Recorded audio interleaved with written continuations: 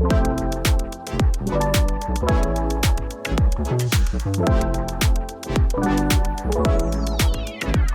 this is the first podcast of 2025, and it's also the first one in a while.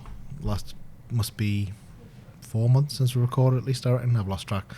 But we're going to slightly retool the podcast for 2025 going forward.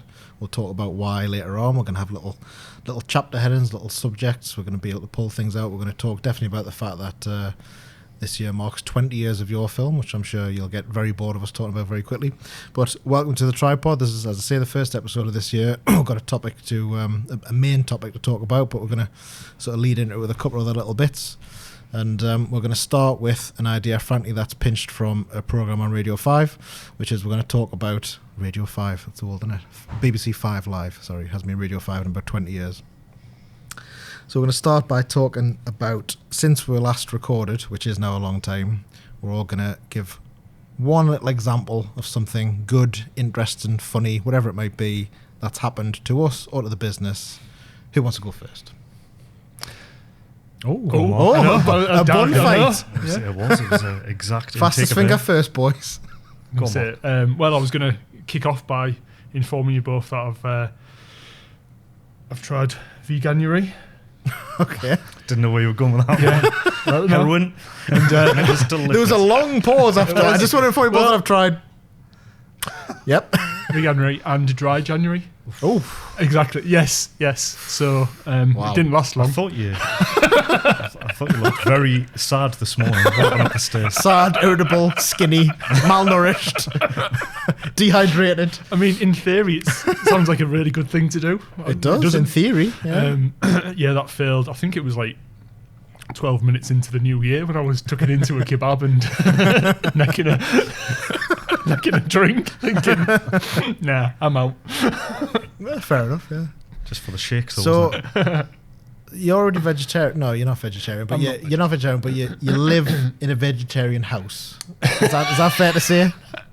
In a vegetarian house. You know what I'm getting at. Like, path of least resistance for you at mealtime is probably more vegetarian than not, right? Yeah. So, how big a leap to go vegan? Cheese and eggs.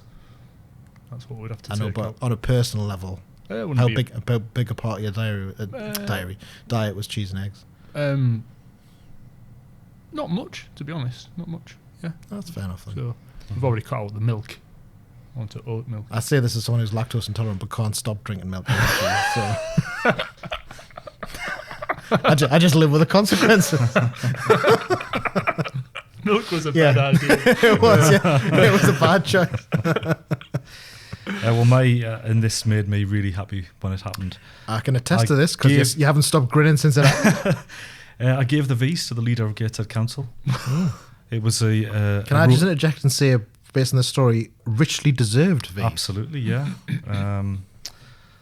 Bad driving. He was pulling out of a junction and almost drove into the side of me, so quite rightly gave him the V. So it was a road incident, and Gateshead famed for its efficient road system, well-maintained roads. Gave him the V's. He kind of looked through as like he's seen a few V's in his time, you know what I mean? Nothing to him. But it was great for me. You know how like they do like garlands of honour, like if the Man City win the league last year and then the next game obviously they come on the pitch, everyone claps them on. Yeah. Do you not feel like as the leader of Gateshead Council he probably has like a line of people just flicking the V's as he walks into the Civic Centre in the morning? That's like the standard hello. I would imagine he does at the minute, yes. I would imagine he does. What's yours then, Matthew? Well, unfortunately mine's to do with work. I can't think of anything at all that's happened good personally. No, I was just going to say that we pretty much, as a point of principle, don't tender on stuff for long, boring reasons. But the long and short of it is, we did actually speak to a client of ours years ago who are experts in this, have something like a 95% success rate. And they warned us off doing it because they said it's just too subjective. You know, you're always having to, or almost always having to put creative ideas in there.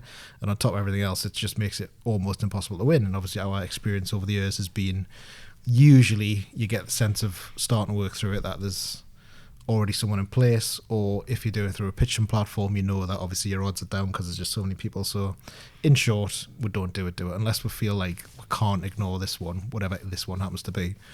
So there was one, actually it was someone at an agency that we've worked with in the past who tagged me into it, probably late November, and put in for it, and to my pleasant surprise, won it just before Christmas. That was very nice, just before Christmas. So we're working on the project now.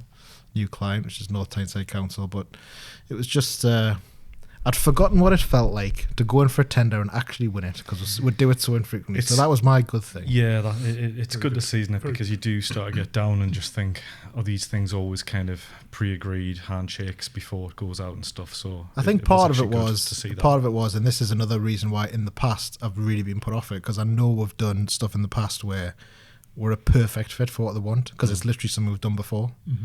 And because you haven't put certain words in a certain box, instead of giving you 10 points out of 20, they'll give you no points because you put it in the wrong box. It's that kind of thing. Mm-hmm. Whereas this case, wasn't the documentation wasn't as bad as it's been before, but it was a case of like, well, yeah, the thing that you want to do, we have done literally hundreds of times before. So that was probably the nicest part, where someone actually looks at it kind of outside of the formal framework and goes, yeah, you seem to know exactly what we want, so you can do the job. Mm-hmm. Just nice. Yeah. Very good. Very nice. Well done. Thank you. The next kind of point in this kind of new updated structure for the podcast is to talk about something that's going on in the news right now that's relevant to what we're going to be talking about. So the title of this pod is 2025 Trends in Video. So obviously it's January just, and we'll just want to look ahead at like what we think the world of video production and video marketing is going to look like this year. So kind of hot in the news today is talk about a new AI model called DeepSeek, it has been developed by the Chinese.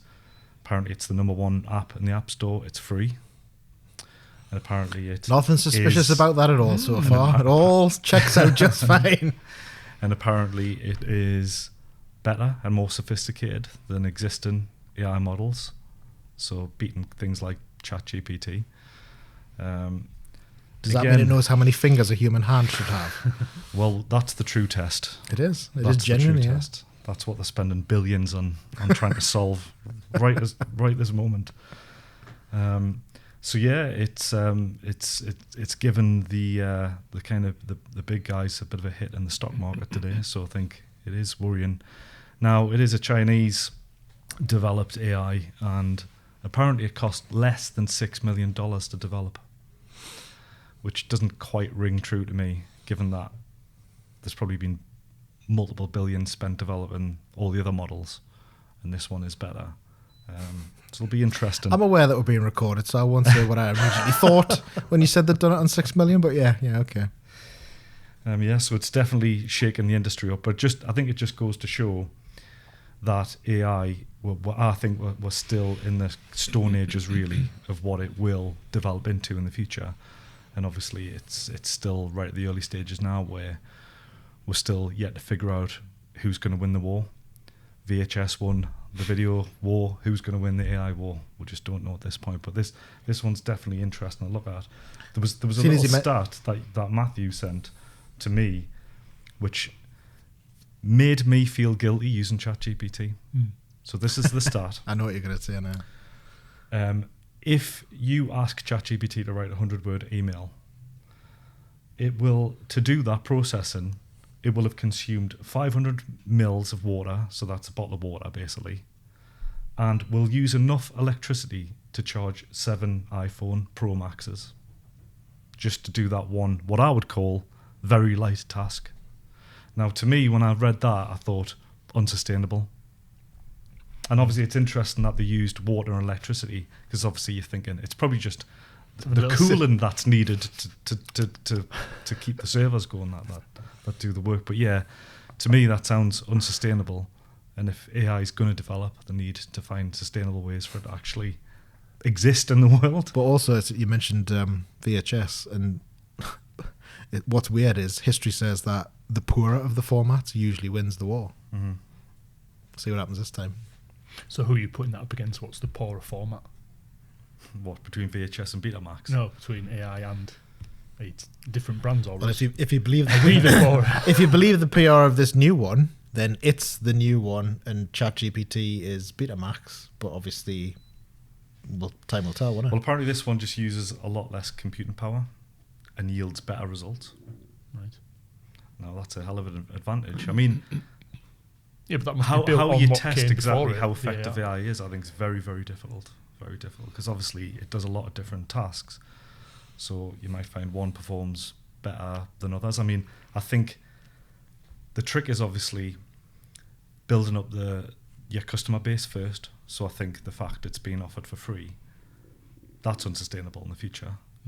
Obviously the ChatGPT we use, we pay for the premium version, and it is on paper better than the free one.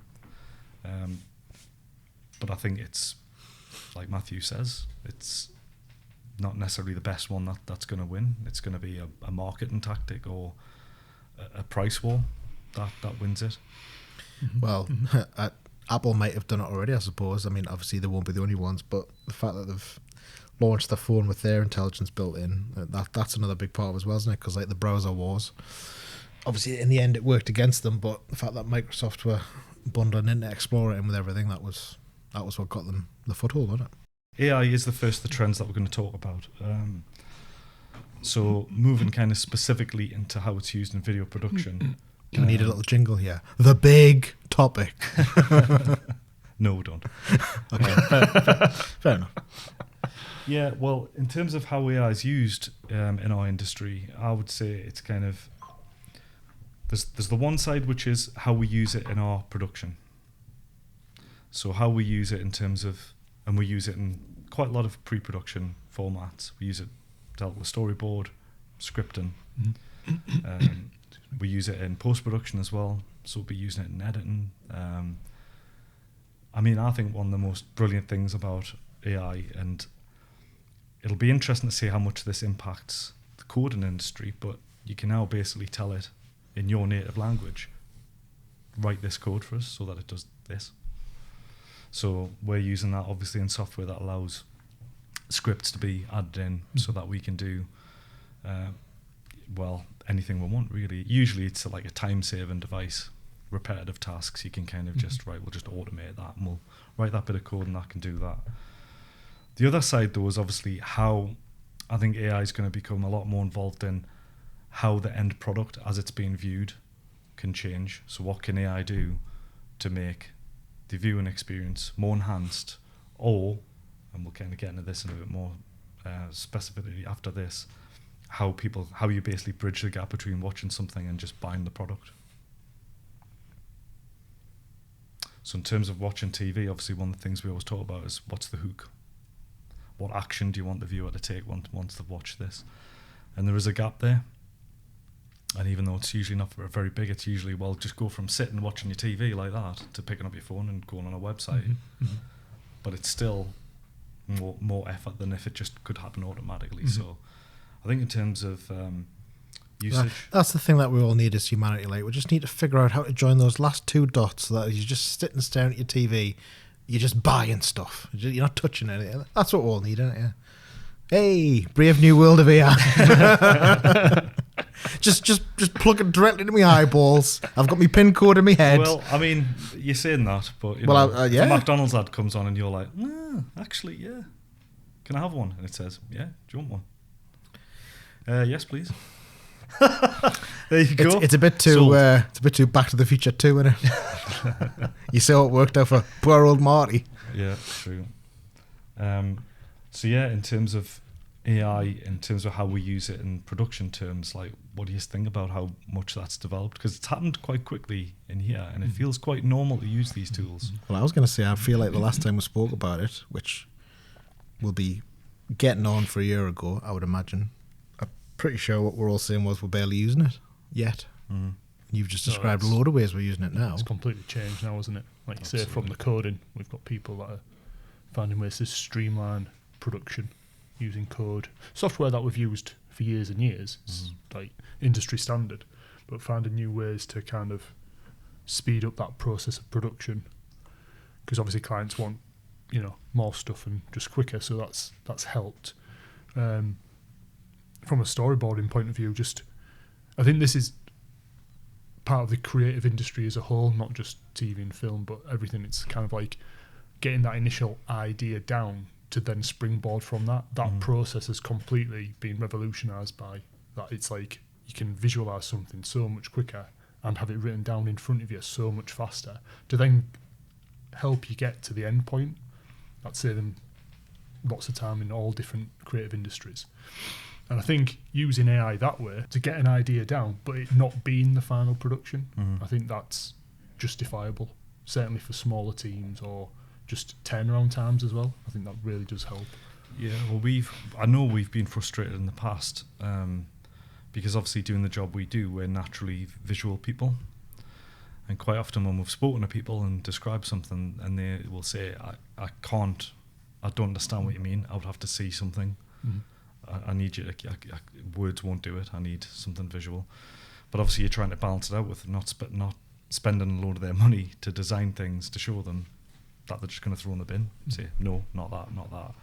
So it's great to just be able to use AI sometimes to just mock up quite quick visuals to kind of demonstrate things. Well, it is, and I admit that obviously I'm, the three of us, the one who's probably using it the least, but last time I used it for that purpose, which is going back, let's say, 4 months,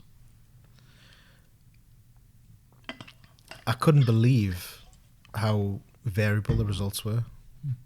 So I prompted it to create an image of a dartboard on a, like, you know, painter's kind of, you know, like stand sort of thing, just on a stand in a industrial looking room with a shaft of light lighting it. So darkish kind of warehousey sort of environment, dartboard at the end. And it did that. And I was like, okay, that's good. And then I was trying to iterate on it. And everything I did, it just...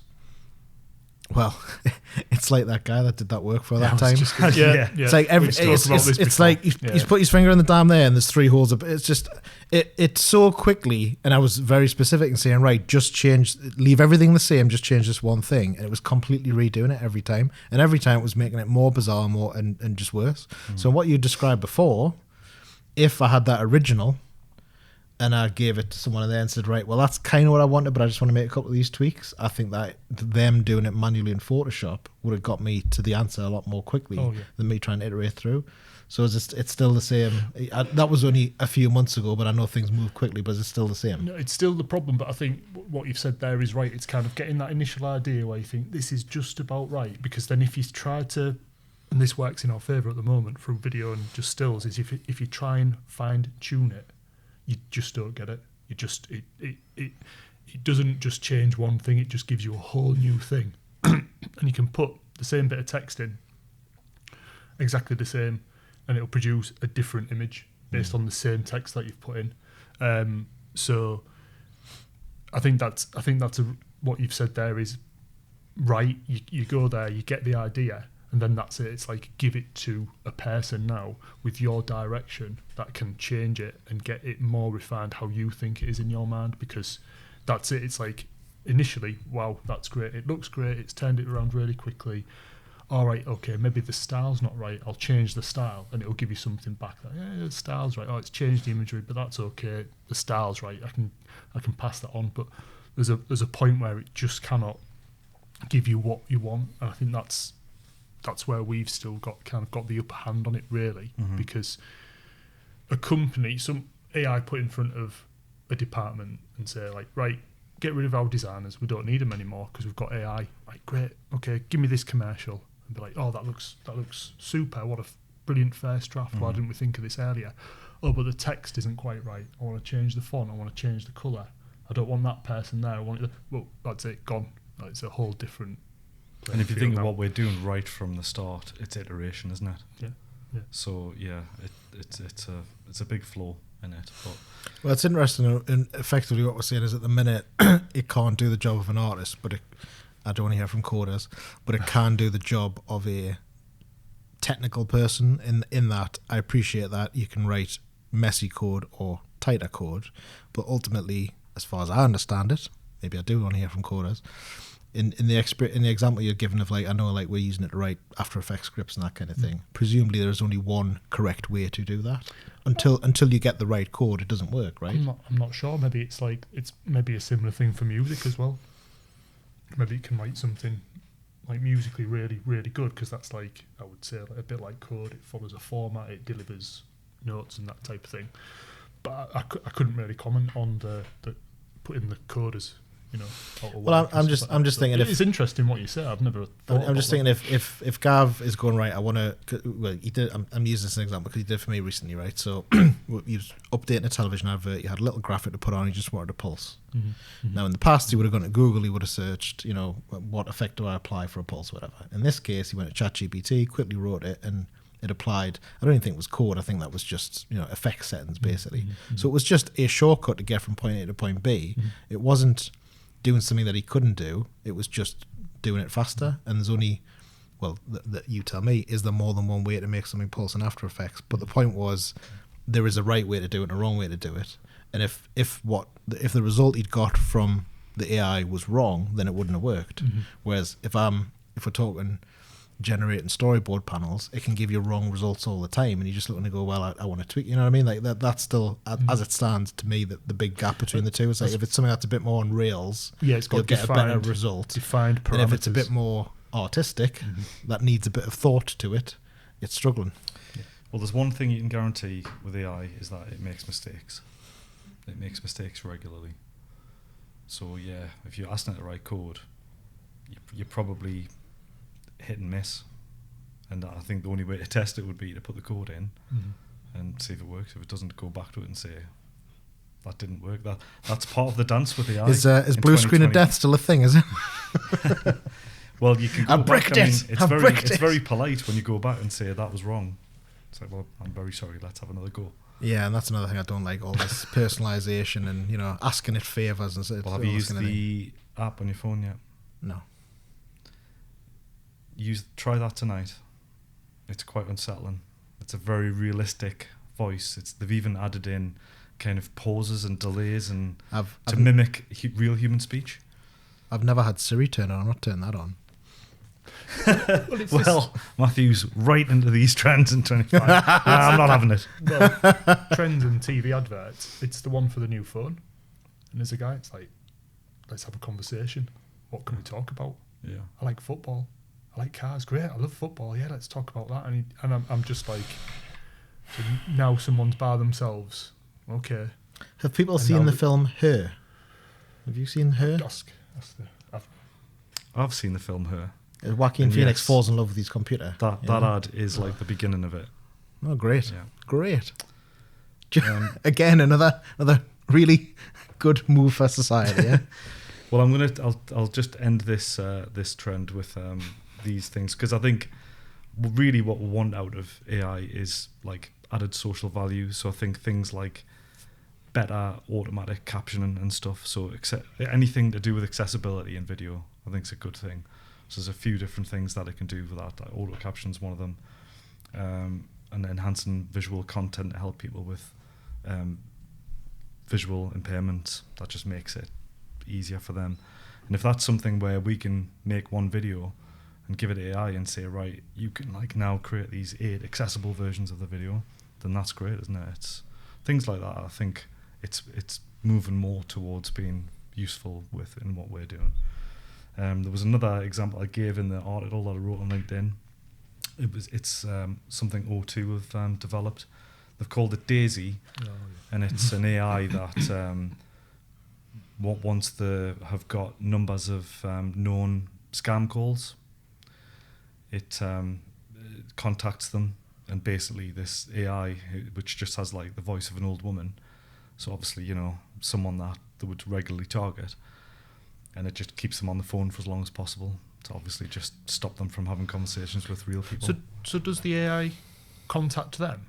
I thought well, usually with these scams, it's from another. You might get a text message or an email saying something's expired, or you've been charged for this. You have to call this number to fix it. Oh, right. So once those numbers are reported, they make the calls to the scam centres and just basically just keep them on the phone. I knew about it, but I didn't realise it was that that way around. I thought that was just set up waiting for that call to come in from the scammers, and it would clock it, and then it would keep them on the line as long as possible to just. Yeah, it's more just trying to just keep them preoccupied with talking to a computer for as long as possible, so real old people are a little bit more protected. Side point, the murderous AI Hal from the film 2001: A Space Odyssey, as he's dying, is singing Daisy, Daisy, give me your answer too. Is that why they've called it Daisy? Maybe. I would say it's a good shout. Okay. Well, again, not at all scary or concerning for the future. Well, the last thing I was going to say was I think AI is quite good to humanize some technology. So, I mean, if you do, it's worth speaking to ChatGPT on your phone just to try it and see what it's like. But think about your dad, for example. Okay, hold on. I think your dad. Right. I think your dad would be able to use a lot more technology if he was just able to have a normal conversation with something and say, how many times do you get a call from your dad saying, look, all I want to do is open my email and click on this link and pay for this. Now, you could be saved that phone call if he talks to his phone and says, look, all I want to do is this. Well, I'll be honest, in my dad's defence, I rarely get those phone calls. I can't remember the last one I had, but I feel like the last one I had was more in the category of, so I got this thing and I clicked it, and now, and at that point, AI's not helping anything, is it? AI, all I need to do is get this malware off my computer. Oh yeah, I've allowed everything. Yeah, full access. Come on. Yeah, it's destroyed. The smoke coming out of it, but, what do I do? Matthew's not answering.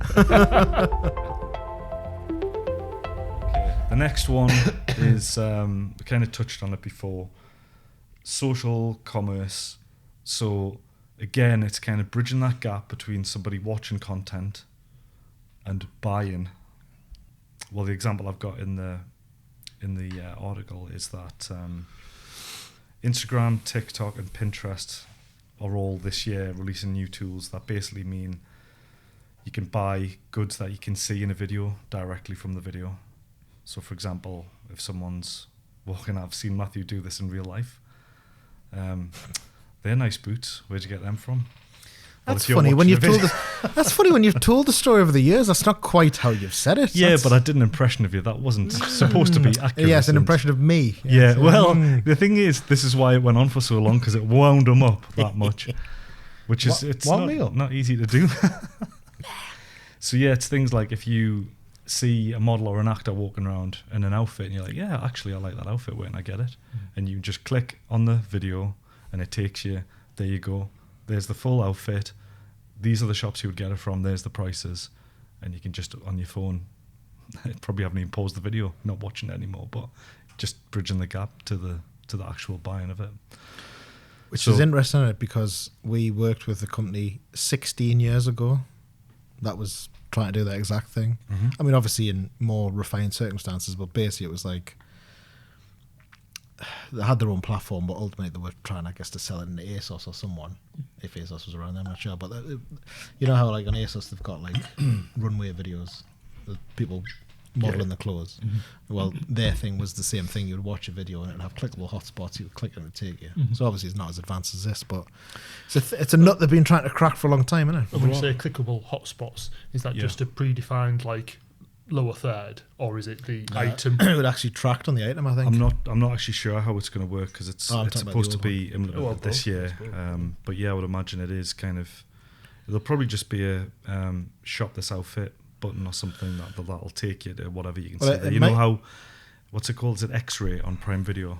Yeah. How that works. Yeah. So as you're watching it, because usually, I don't know about you, but when I'm sitting watching a TV show or a film, within the first 5 minutes, my wife will say, who's that actor again?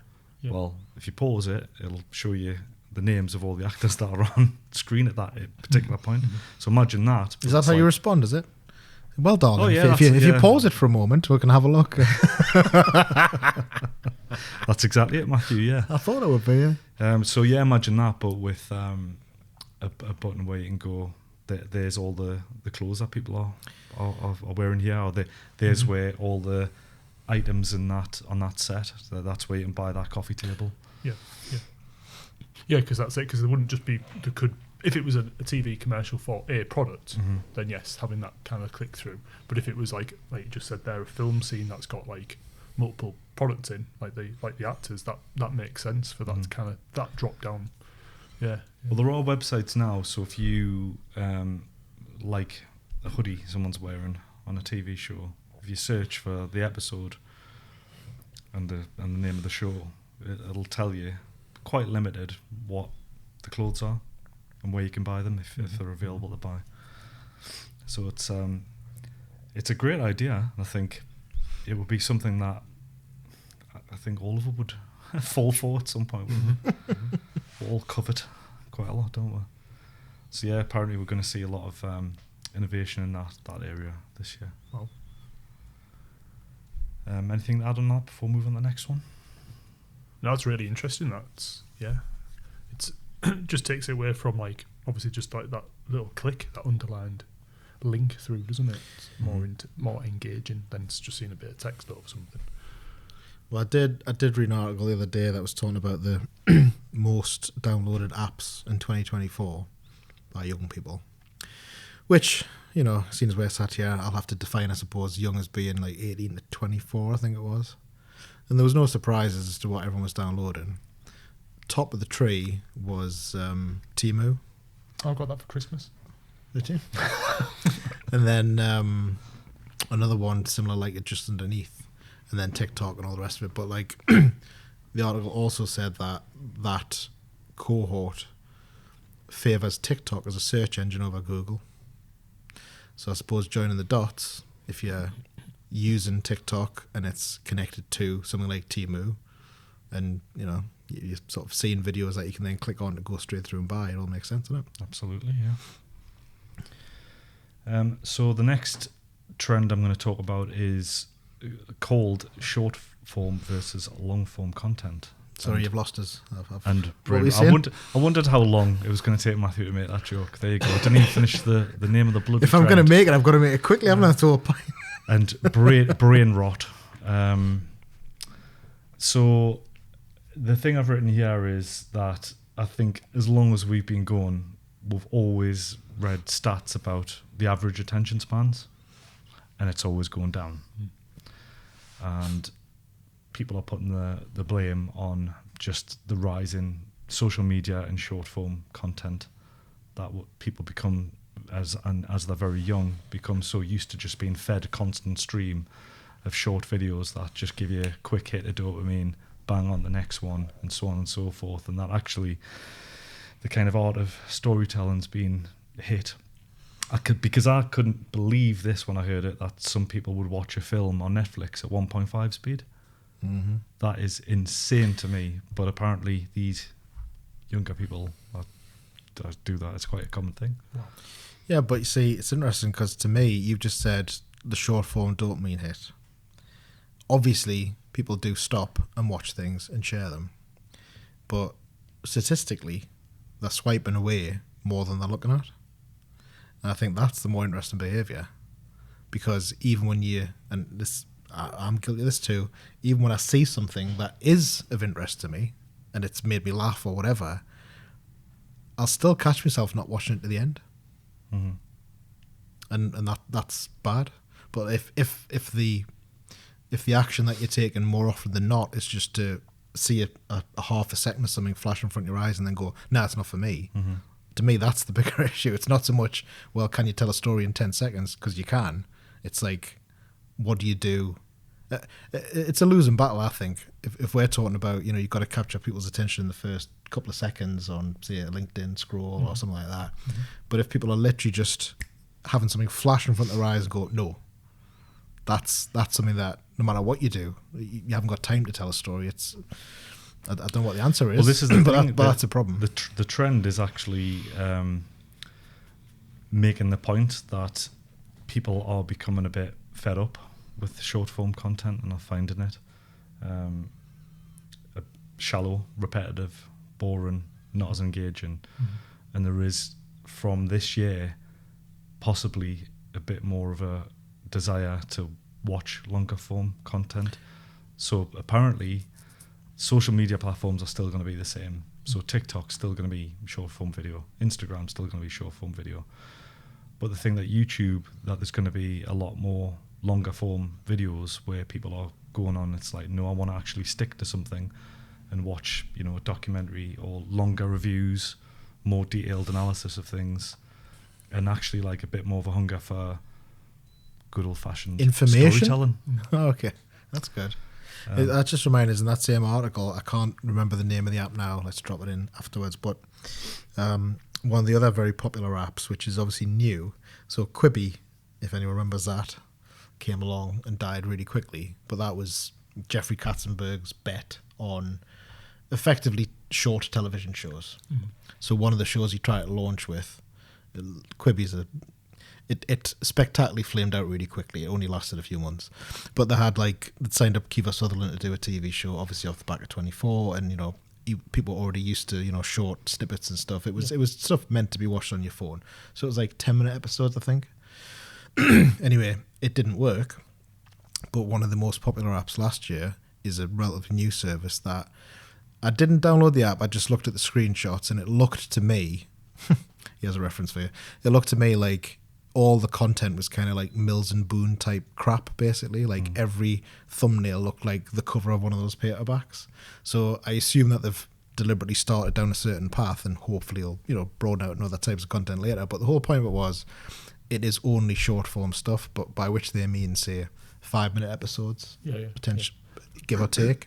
But some of the comments on it were, well, yeah, it's free, but you end up seeing more, like cumulatively more adverts than you do show to actually access the show, and that's what was putting people off. But it was just interesting that it was an actual another official push, let's say, albeit not from a huge company, to get into this kind of long form, short form, if you know what I mean. But I think YouTube will be the platform where you'll find these kind of things. There's a great one, I can't remember the name of the channel, but this guy said, I'm setting up a YouTube channel where I'm going to show men mostly how to do stuff that their dad would have taught them if he'd been around. And he was saying there's a lot of blokes that have grown up without a father, so it was like DIY tips and stuff like that, and it absolutely skyrocketed because it's such a great idea. And he was basically like not patronising, just kind of going around saying, you know, this is how you change a radiator. Or it's a great idea, apart from the millions of dads who are just sat staring at their phone now going, how come he never rings us anymore and asks us how to do stuff? So yeah, I think that's a good thing anyway, because I think, you know, our brains aren't really evolved for social media, and I was specifically around this too. Because I agree. We don't know really what the long-term negative impact of most of this sort of emergent technology is going to be, but absolutely the kind of really, really short attention spans, it's just not a good thing generally. So hopefully this year you do see more of a kind of thirst for these long videos that actually make you feel good at the end. Well, not to break the topic here, but obviously we've got a project coming up later this year, which is exactly that, isn't it? It's making 5-minute-ish mini documentaries. Let's see. Let's find out. Touched on this actually previously. Increased accessibility in video production. It's an ongoing thing, and it's definitely a good thing. And it is one of those things where there can be a lot of added time to make videos accessible for everybody. Which is why I was saying using AI tools to be able to do that, and just kind of contract the amount of time that you would need to do that is great. But it's definitely something that I want us to do at YourFilm more in 2025. Kind of just by default, I think we should be kind of making sure that there's closed captions on everything that we produce. I mean, things like, it's funny because in the article it mentions people with sensitivity to certain things in video that can like trigger reactions, but obviously you're protected in Britain on TV. You wouldn't be able to get videos like that on TV anyway, because they go through a testing process. Are you talking about epileptics now? I thought you were talking about gluten. I was trying to think, how do you get epileptics, gluten out of video? Yeah, the flash tests. I think there's a lot of little things actually in this country that are protective that people don't know are there, but that's a good one. Yeah. But again, it's moving those kind of higher expectations into all video online, not just the stuff that's going on TV. It should be something that we're kind of looking at across the board and just kind of trying to make that the normal thing that you do. Not least because we keep hearing from 20-something employees about how they only watch things with subtitles on, regardless of whether they can hear them or not. True. The last one that I've got. Big trend for 25. A trend for Humour. 2025. Humour, absolutely. Again, Just because Trump's back in, we've all got to laugh for the next 4 years.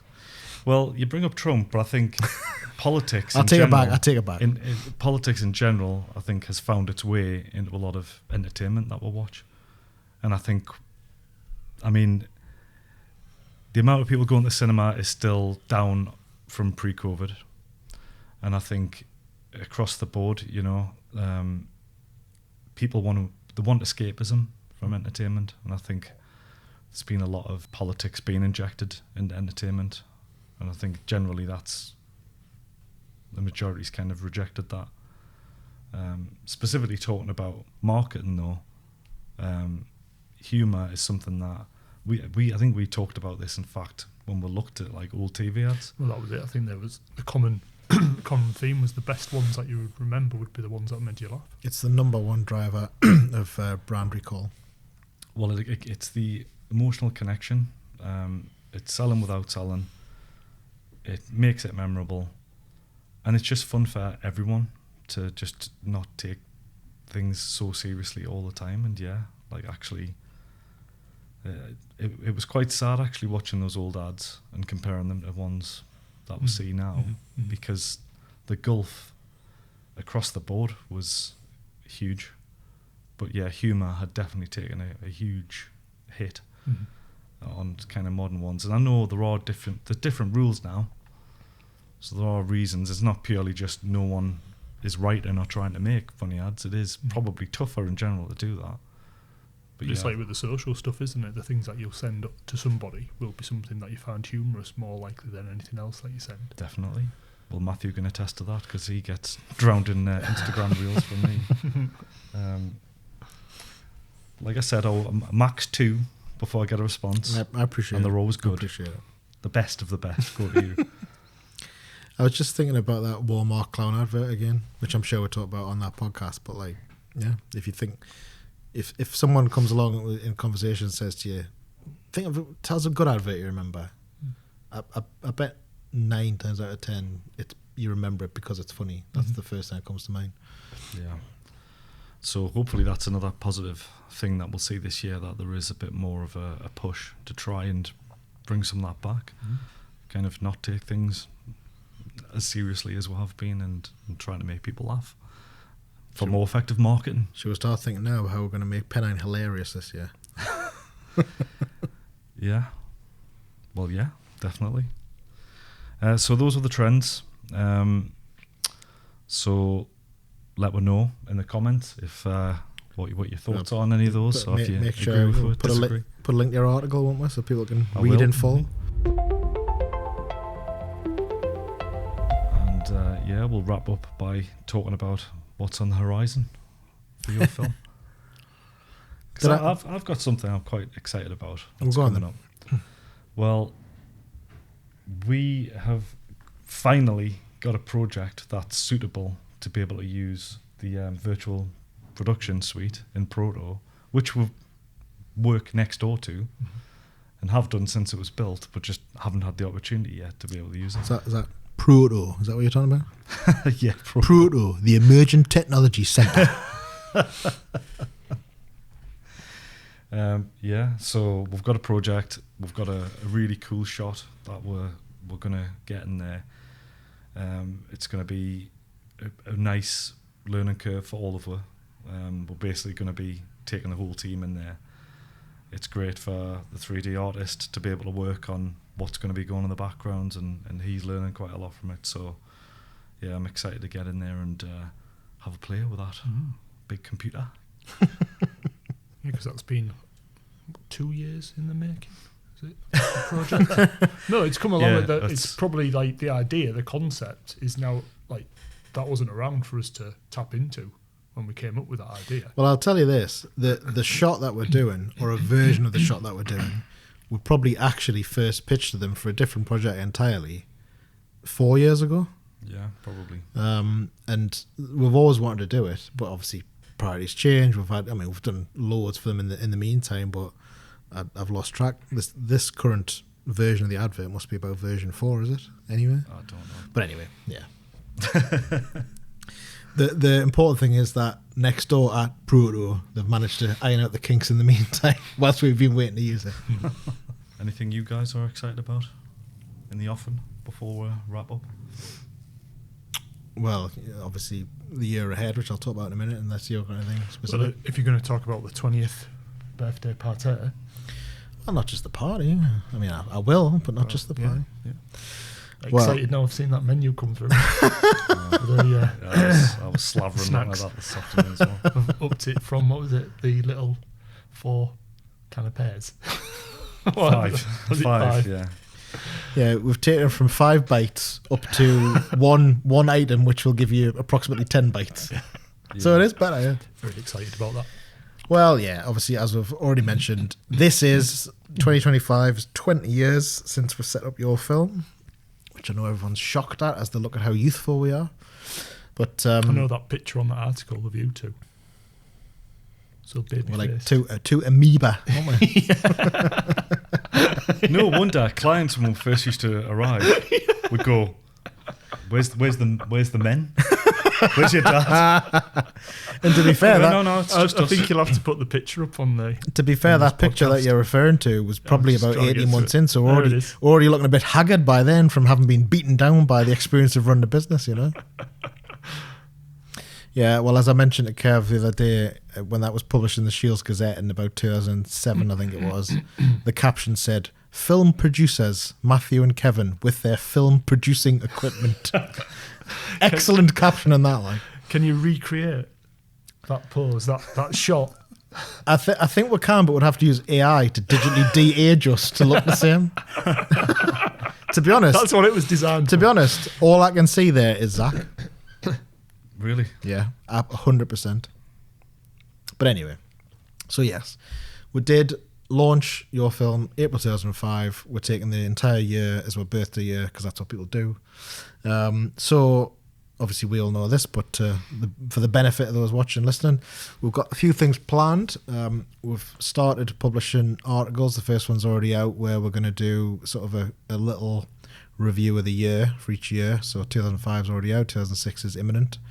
We're going to be doing podcast segments which talk about things that happened that year, little stories from it, particularly funny stories if we've got them. So for 2006, we've reconnected with a client that we went on a trip to America with that year and interviewed him. So that'll be probably a standalone episode of the podcast. And then in other cases, we'll talk about things that happened in a year or things that were planned for the rest of this year, and we'll just have as a little section of the podcast. But basically, we're doing look backs. We're kind of celebrating milestones and funny things that happened, and it was really nice to reconnect with a client that we hadn't spoken to in such a long time. It so happened that we had funny stories to share, but it was just nice anyway. So we're doing that, and as Mark mentioned, we're planning a party which we'll be revealing the details of soon enough, but it's going to be in the summer locally, and then probably around Easter time, I would think, we're going to announce the big thing for the year, which is a competition that we're going to run. So I'm just mentioning that now, but there'll be more to come on that later. But yeah, it's a big year for us, and we're planning on celebrating because we were going to do a party for the 15th, and then COVID happened and we had lockdown. And then we're going to do a party for the 18th, and then no one could be bothered. So we're doing it for the 20th. And I'm looking forward to that. Mm-hmm. Well, you brought in Matthew. Do you want to wrap up? Yeah. Well, because you want us to say about, smashing that like button and Yeah. whacking that subscribe key. It's not actually an ASMR one. Look at camera, Michael. Yes, well, everyone knows Kev loves me to employ you all to smash those buttons, like, subscribe, etc. Tell your friends. Share the podcast, you know. Give us comments, give us grief, give us shit. Just give us something. Just give us something. Just give us something. Yeah. We'll see you on the next one. Yeah. Thanks for watching.